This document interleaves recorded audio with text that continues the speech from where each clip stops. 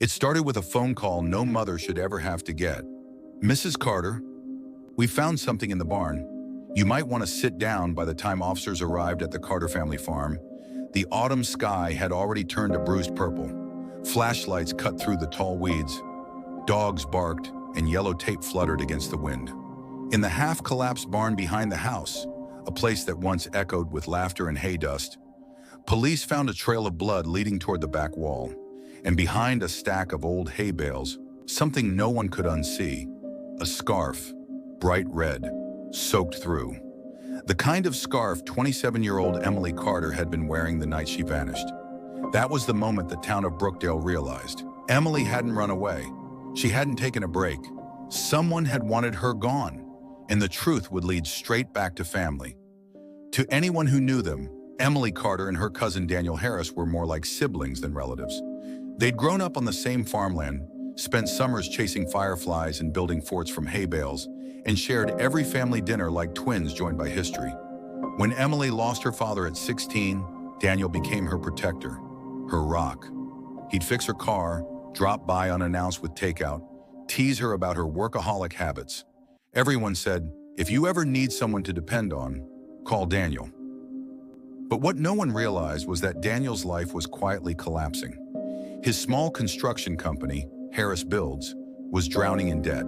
He'd taken out loans, cut corners, and falsified invoices to stay afloat. And Emily, organized, detail-oriented, and honest to a fault, was the one person who could see through him.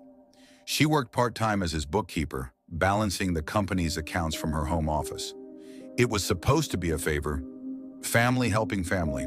But within months, she began to notice numbers that didn't add up. Payments marked miscellaneous withdrawals with no receipts. Entire projects that never existed. At first, she assumed it was sloppy paperwork, until she found the offshore transfer logs. Emily tried to confront him gently. "Danny, some invoices look off. Can you send me the originals?" He laughed it off. "You're overthinking it, Em. I'll fix it tomorrow." Tomorrow never came. Instead, Daniel's mood shifted. He stopped joking, stopped showing up for family dinners. When Emily pressed again, he snapped. "You don't know what you're talking about. Just keep the books clean and stay out of my business." The tension simmered quietly. Emily told her friend Leah that she'd found something bad and wasn't sure what to do. She hinted that Daniel might be hiding more than money. But in a small town, rumors travel faster than truth. Soon, Daniel heard whispers that Emily might go to the police. That's when the messages began. Blocked numbers, late-night calls that hung up the second she answered. A note left under her windshield wiper that read, "Stop digging." Emily brushed it off as paranoia. But the night before she vanished, she told Leah something chilling. "If anything happens to me, it's because of what I found." It was a cold Thursday night in October. Emily was supposed to meet Daniel at the old family barn, the same place they used to play as kids. He told her he wanted to talk things out. Neighbors later reported hearing shouting around 10 p.m. and a truck engine starting around midnight. The next morning, Emily's car sat parked in her driveway, key still inside. Her phone was gone. Her dog Luna was found pacing near the barn, trembling, leash dragging.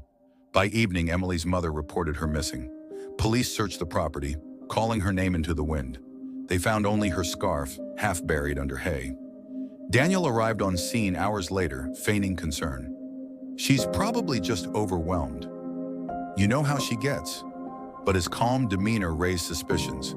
Investigators noted that his truck tires matched fresh tracks, leading from the barn to a remote field, a place Daniel often used to dump construction debris. When they brought cadaver dogs to the area, one dog stopped abruptly and began to dig. Beneath a shallow patch of earth lay Emily's phone, shattered, dirt-coated, but still intact enough to retrieve one final recording.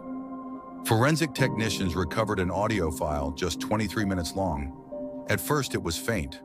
Muffled voices, the creak of barn wood, wind rattling the tin roof. Then Emily's voice, clear and determined. "Danny, I know what you did. I have the files.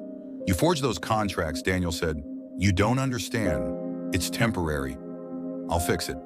Emily responded, "This isn't about fixing it. It's fraud, Daniel. People could go to jail." A scuffle followed, the sound of footsteps. A loud thud, metal hitting metal, then silence, and finally Daniel's voice, low and shaking. "You shouldn't have looked, Em." The recording ended there. Detectives built their case piece by piece.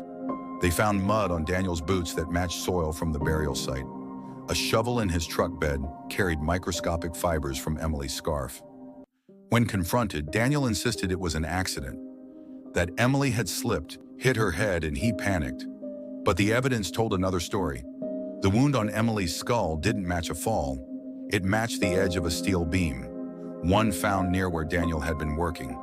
And the positioning of her body, buried just 3 feet deep, showed clear signs of deliberate concealment. Even more damning were the bank statements investigators retrieved. Over $230,000 in stolen funds had been wired to a shell account under Daniel's name. The case exploded across local news. Family tragedy in Brookdale, cousin charged with murder and fraud. In court, Daniel's fiancée Maya testified that he'd come home that night covered in dirt, shaking, muttering that he'd handled it. He burned his clothes in the backyard fire pit hours before police arrived. Prosecutors painted Daniel as a man consumed by desperation, a man who would rather silence his cousin than face his own downfall. The jury took just 6 hours to reach a verdict. Guilty, second-degree murder, fraud, evidence tampering. 35 years in prison. Months after the trial, Emily's mother received a call from detectives. There was more on the recording, a faint background noise that had been missed before. When analyzed, it revealed something unexpected. Another voice, a woman's.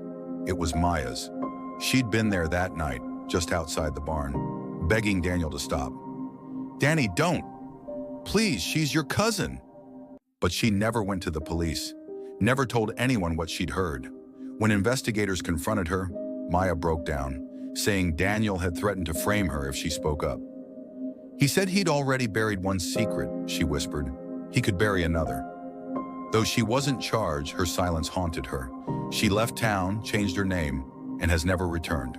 Today, the Carter barn stands abandoned, its walls leaning, its windows shattered. The field where Emily's phone was found has grown wild with tall grass and daisies. Every year, her mother visits with a single red scarf tied around the fence post, a quiet memorial to a daughter who just wanted the truth. Locals say if you walk past the barn on windy nights, you can hear faint whispers through the rafters. Others say it's just the sound of regret echoing through wood and time. But to those who knew Emily, she's not just a headline or a tragedy. She's the reminder that doing the right thing can come at a devastating cost. Family is supposed to mean protection, but for Emily Carter, it meant betrayal, silence, and one final act of courage that exposed everything. Sometimes the monsters we fear aren't strangers lurking in the dark. They're the people who know our childhood secrets, who share our blood, who smile in our family photos. Because sometimes the people we trust most are the ones who hurt us the deepest. Fade out to black. A single line appears on screen. Justice may be served, but the wound never heals.